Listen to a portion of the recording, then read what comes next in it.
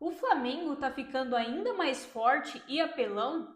Cara, o time que já tinha o melhor elenco do futebol brasileiro e talvez, arrisco dizer, da América do Sul, está se reforçando ainda mais. E não tem como a gente ignorar o impacto disso no futebol brasileiro. Eu sou a Clay, jornalista em informação, e hoje eu vou pedir para você se inscrever no canal, deixar o seu like e também um comentário.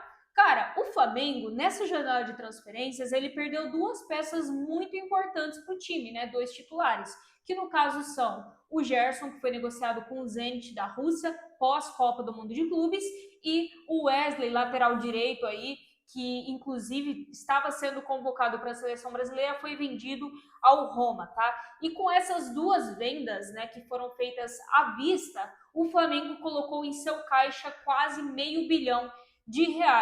E, cara, esse dinheiro ele já começou a ser reinvestido e uma mudança de rota da diretoria faz com que ele seja investido, na minha opinião, de uma forma muito mais interessante. Por quê? Porque o Boto, né, o diretor de futebol do Flamengo, teve recentemente uma negociação fracassada, que foi a negociação com o Mike Johnston, né, um atacante aí que joga na segunda divisão da Liga Inglesa. Ele já estava com tudo certo para vir ao Brasil, mas de última hora o Flamengo cancelou a negociação. E isso deixou em xeque ali o prestígio do Boto, né? Porque afinal de contas era ele quem estava lidando ali com as negociações. E acredito que mais ou menos nessa época foi quando começou também o burburinho de bastidores ali em relação ao Pedro. Então foi um momento que a mídia viu como instabilidade do José Boto, né, o diretor do Flamengo. Mas com esse fracasso da negociação com o Johnston, a diretoria mudou de rota e, em vez de ficar contratando apostas e jogadores que jogam em ligas de menos prestígio, como é o caso, querendo ou não, da segunda divisão da Liga Inglesa, o Flamengo começou a mirar reforços de prateleiras maiores, vamos colocar assim. E agora a gente vai falar sobre esses reforços, tá? Na lateral direita chegou aí o Emerson Royal, ex-Milan, por 9 milhões de euros. Cara, assim, o Emerson Royal, ele não é o melhor lateral direito do mundo, tá? Ele, por exemplo, não é o do mesmo nível do Wesley. Eu acho o Wesley melhor. Só que ele é uma contratação muito interessante a nível Brasil. A gente sabe que o futebol brasileiro, e acho que o futebol mundial como um todo, passa aí por uma má safra de laterais direitos e esquerdos também, principalmente o Brasil, tá? Depois que você sai aí de uma geração que você tinha Roberto Carlos, Cafu e posteriormente você teve Marcelo e Daniel Alves, né, jogando aí no mais alto nível. Quando você olha para os laterais da seleção brasileira de hoje, você meio que dá uma brochada porque os caras não são daquele alto nível que nós estávamos acostumados aí nas últimas décadas. Apesar do Emerson Royal não ser o prime dos laterais, ele é um lateral muito útil, ele é um lateral muito bom. Acredito que a nível Brasil ele vai ajudar bastante, tá? E ele vem justamente para repor aí a saída do Wesley. E no meio campo chegam aí Carrascal e Saúl Ñíguez. O Carrascal é colombiano e ele vem do Dinamo de Moscou por 12 milhões de euros. E o Saúl, que estava no Atlético de Madrid, chega de graça porque conseguiu negociar a rescisão aí com o time espanhol, tá? Também são dois reforços de peso aí para o meio-campo e eles vêm justamente para suprir a carência da saída do Gerson e da lesão do Eric Pulgar, tá? Que se lesionou lá na Copa do Mundo de Clubes. E por fim, pelo menos até agora, a gente tem o grande reforço para o ataque, que é o Samuel Lino. Ele foi comprado por 22 milhões de euros junto ao Atlético de Madrid. Esse não teve jeito, esse o Flamengo teve que tirar o escorpião do bolso mesmo e pagar. E ele tem passagem aí pela seleção brasileira e também foi eleito o melhor jogador do Atlético de Madrid na temporada 23-24. Mesmo assim, o clube procurava negociá-lo e o projeto do Flamengo foi o que seduziu o jogador, que está voltando ao Brasil aí. Ele tem, se eu não estiver muito enganada, aqui 25 anos. Então, o que a gente está vendo cada vez mais é um movimento de jogadores que não são refugos da Europa, mas que jogam até em times relevantes e que estão até em uma boa fase. Eles estão voltando para o Brasil mais cedo, como é o caso do Samuel Lino.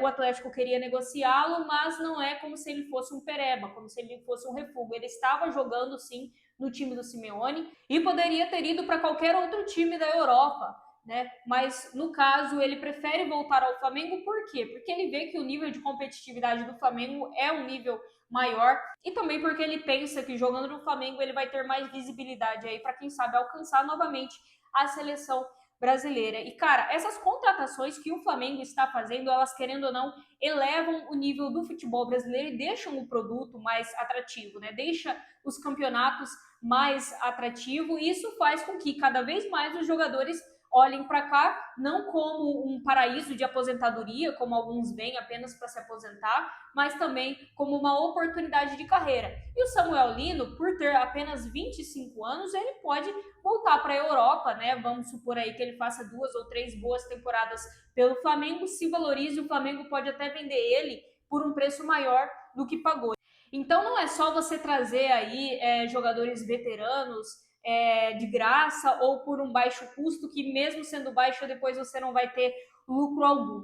É você trazer jogadores numa idade interessante, no auge da carreira, porque o Atlético de Madrid foi o auge da carreira aí do Samuel Lino, e quem sabe potencializar esses caras para que você consiga negociá-los no futuro. Foi o caso do Arias também. O Arias, ele chega no Fluminense, ele tem o seu auge ali no Fluminense, e aí o Flusão lucra aí negociando ele com o Wolverhampton. Então, assim, é uma ótima oportunidade de mercado, e é um mercado que está mudando, porque, como eu disse, o Brasil não é mais visto apenas como um paraíso de aposentadoria, e sim também como uma oportunidade de você continuar jogando em alto nível, alavancando a sua carreira, olhando aí para a seleção brasileira e quem sabe depois voltando para a Europa numa negociação e com um time ainda melhor, tá? Só que isso liga o alerta aí para os outros times brasileiros, porque aos poucos o Flamengo ele vai se descolando aí da média dos clubes brasileiros, né? O Flamengo hoje, com essas contratações e talvez com mais algumas que tendem a chegar, ele se coloca tranquilamente como o melhor elenco aí da América do Sul, tá? Eu me surpreenderia muito caso o Flamengo não fosse campeão de nenhum dos títulos que está disputando, né? No caso aí, Libertadores, Copa do Brasil e Brasileirão. Eu acho que pelo menos um deles o Flamengo vai papar. Por quê? Porque tem o melhor elenco da América do Sul e tem um técnico muito promissor. O Felipe Luiz, ele é surpreendente por ser um técnico jovem e ainda assim acertar do tanto que ele acerta. E aí é aquilo, né? Os outros clubes aí que se cuidem, porque o Flamengo se descola cada vez mais, e no retrovisor, quais são os outros times que ele ainda consegue enxergar? O Palmeiras, que também tem um investimento interessante, que também faz boas contratações, só que o foco do Palmeiras, pelo que eu vejo, é mais aqui na América, né? Ele não contrata tantos jogadores oriundos aí da Europa. O mais recente foi o Vitor Roque, mas o Vitor Roque ele vem mais ou menos num padrão Gabigol, quando o Gabigol volta da Europa, é porque bateu lá, não deu certo em nenhum dos clubes grandes e ele volta para tentar se firmar no Brasil. E o Vitor Roque, diferente do Gabriel, ainda tá demorando aí para se firmar, né? Tá começando a fazer um golzinho aqui, outro ali, mas ele ainda não tá jogando, né, da forma como o Gabriel jogou logo quando chegou aí da Europa. Então você tem o Palmeiras, depois você tem, sei lá, o Cruzeiro, né? O Cruzeiro tá com o SAF agora, tem montado aí um elenco interessante que não é muito careiro, mas que está aí atendendo as ambições do Pedrinho, né? Afinal de contas, o Cruzeiro é o líder aí do Campeonato Brasileiro e pode muito bem chegar longe na Copa do Brasil. Você tem também o Botafogo, que é uma SAF, tem o John Textor, o Botafogo, que é o atual campeão da Libertadores, atual campeão do Brasileiro, que também contrata peças interessantes, mas dentre todos esses times que eu citei, o Flamengo está à frente deles. O Flamengo ele está se descolando cada vez mais desses outros clubes. Mas e você, o que você acha? Você acha que o Mengão realmente está apelando aí na janela de transferências e montando um super time? Deixa nos comentários a sua opinião e eu te vejo no próximo vídeo. Tchau!